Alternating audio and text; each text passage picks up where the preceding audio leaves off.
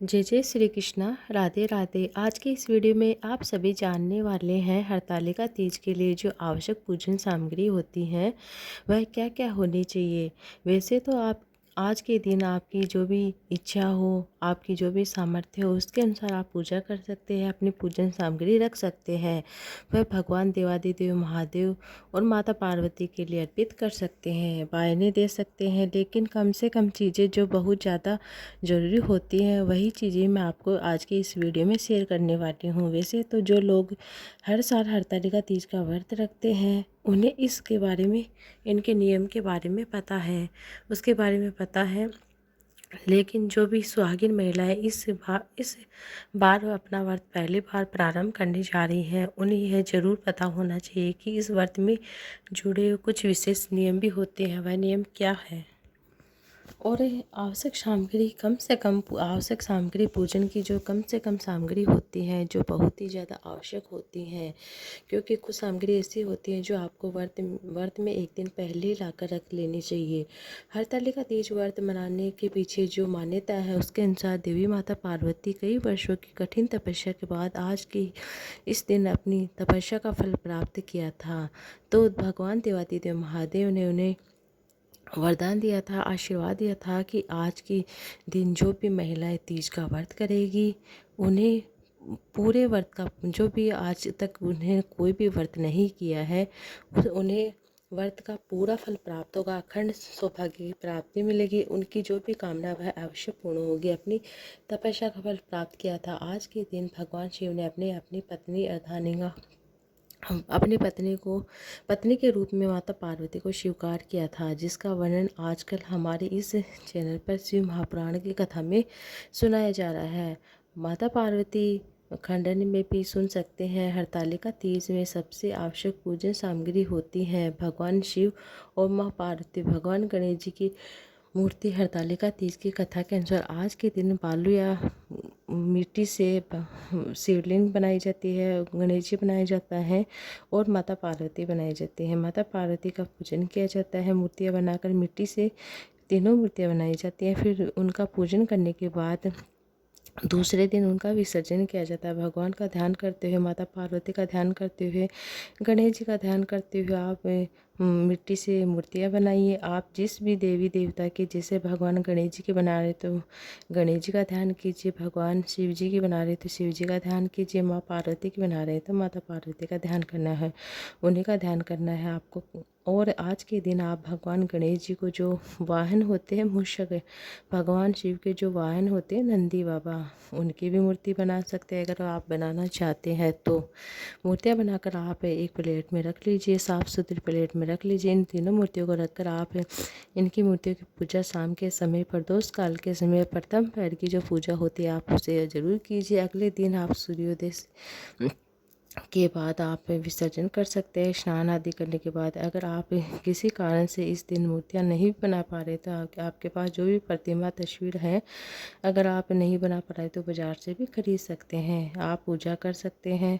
सबसे पहले भगवान गणेश जी की पूजा की जाती है। तो अब आपको भी आवश्यक पूजन सामग्री यह देवी देवताओं के अनुसार मैं बताऊंगी। भगवान गणेश जी के लिए सिंदूर, रोली, अक्षत, कुमकुम, लाल फूल और भोग में लगाने के लिए पान, सुपारी, इलायची, लड्डू, मोदक, फिर यह मौसमी फल और दुर्वा आपको ज़रूर चढ़ानी है। आपको जो भी कुछ मिल जाए वह आप अपनी शक्ति सामर्थ्य के अनुसार चढ़ा सकते हैं। भोले बाबा के लिए चंदन, भस्म, सफ़ेद फूल, भांग, धतूरा, कनेर का फूल, बेलपत्र और धतूरे के फूल, शमी पत्र, आंवले और आंवले की टहनी, धोती, अगोछा, जनेऊ, भांग और भोग के लिए कोई भी मौसमी फल, मिठाई जो भी आपने बनाया है वह चढ़ा सकते हैं। माता पार्वती की पूजा करने के लिए रोली, अक्षत, कुमकुम, सिंदूर, लाल फूल, चुनरी, सुहा की सामग्री, सोलह श्रृंगार की जो सामग्री होती हैं वह है, जैसे आप सिंदूर, बिंदी, चूड़ी, चुनरी, पायल, बिछिया, मेहंदी, काजल, हार आदि जो भी है वह आप रख सकते हैं। एक टोकरी के अंदर रख लीजिए, उसके अंदर डाल लीजिए, यह सभी अर्पित करनी है।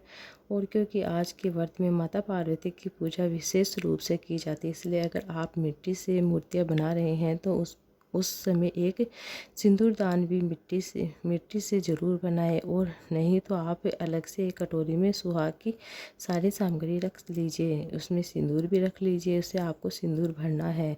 पूजा के समय 7 बार आप माता को शाम के समय सिंदूरा अर्पित करेंगे। सिंदूरा अर्पित करने के बाद अगले दिन आप माता पार्वती के लिए सुहाग वापस लेंगे। पूजा करने के लिए आपको चाहिए कि एक चौकी साफ से पीला सुथरा लाल कपड़ा बिछाना है चौकी के ऊपर रखने के लिए, और आम के पत्ते हैं तो आम के पत्ते ले सकते हैं, नहीं तो अशोक के पत्ते लेने हैं कलश के अंदर लगाने के लिए। सिक्का, सुपारी, हल्दी की गांठ है। कलश के ऊपर रखने के लिए एक पूर्ण पात्र होना चाहिए जो मिट्टी का बना होता है। उसके ऊपर आपको चावल पूर्ण होने चाहिए वह रखने। उसके बाद आपको उसके ऊपर एक दीपक लगाना है अखंड ज्योत का। कलश जब आप स्थापित करें तो इसके नीचे भी आपको पूर्ण चावल रखने हैं।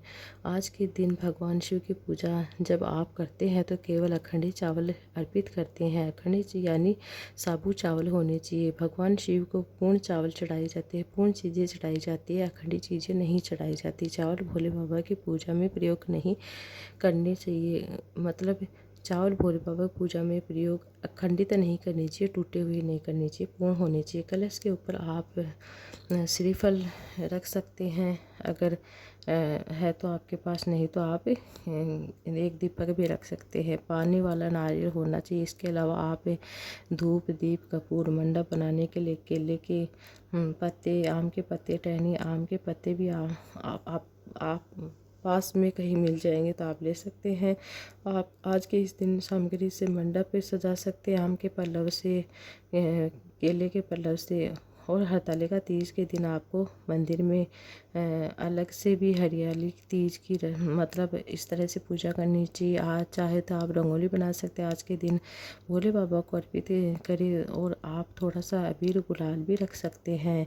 किन किन चीज़ों को आज के दिन लगाया जाता है अपनी अपनी मान्यताओं के अनुसार, अपनी परंपराओं के अनुसार। घर में जो भी बड़े बुजुर्ग लगाते आ रहे, करते आ रहे, विषय आपको बनाना है। आपके घर में कौन सा पकवान बनता है, इस तरह से आपको करना है। शाम की पूजा में वह पकवान भी रखे, जैसे कि बहुत सारी जगह पर हलवा पूरी गुजिया वगैरह बनाए जाते हैं, मालपुए रखे जाते हैं। कई जगह पर दूध से बनी मिठाई अलग तरह के रिवाज है। कई जगह पर चूरमा बनाया जाता है, तो उनके अनुसार पकवान तैयार करें। हरतालिका तीज के दिन शाम की पूजा के समय अपने ही परिवार की किसी सुहागिन महिला को मतलब सिंजारा भी दिया जाता है। इसे बायना भी कहते हैं। ये प्रकार मतलब जो भी सुहागिन महिला है उसे दिया जाता है। इससे बिना यह दान दक्षिणा के बिना यह व्रत अधूरा माना जाता है। कोई भी व्रत बगैर दान दक्षिणा के अधूरा माना जाता है, पूजा अधूरी होती है। तो बायना सिंचार देने के लिए आप मौसमी फल, मिठाई, साड़ी, ब्लाउज पीस जो भी आपके पास है अपनी शक्ति सामर्थ्य के अनुसार सुहाग की चीज़ें जैसे कि सिंदूर, मेहंदी, बिंदी, चूड़ी, काजल जरूर होना चाहिए। इसके अलावा कुछ दक्षिणा भी आप रखना है। कोई भी दान होता है उसके ऊपर दक्षिणा जरूर रखी जाती है, तभी उसका दान पुण्य होता है, मतलब पूरा होता है। कुछ जरूरी सामग्री जिनकी ज़रूरत आपको हरतालिका तीज के लिए रहेगी। माता पार्वती जी का श्रृंगार करने के लिए, उन्हें अर्पित करने के लिए आपको 16 श्रृंगार की सामग्री की आवश्यकता होगी। अगर नहीं है तो आप बाज़ार से ख़रीद लीजिए। 16 संख्या में आप कोई भी चीज़ खरीद सकते हैं। और मैंने आपको बताया है कि ज़रूरी नहीं कि जो व्रती महिलाएँ होती हैं अपना श्रृंगार भी करना, मतलब खुद का श्रृंगार भी करना होता है, मेहंदी भी लगानी होती है। एक दिन पहले आप मेहंदी लगा लीजिए। व्रत के दिन पहले से तैयार होकर 16 श्रृंगार करके आपको पूरा पूजन करना है। दिन भर आपको श्रृंगार करके रखना है। शाम को एक बार फिर से आपको श्रृंगार करना चाहिए। ये थी आज की वीडियो। उम्मीद है आपको अच्छी लगी। वीडियो अच्छी लगी तो वीडियो से ज़्यादा लाइक कीजिएगा। कमेंट बॉक्स में श्री शिवाय नमस्तुभ्यम हर हर महादेव लिखिए।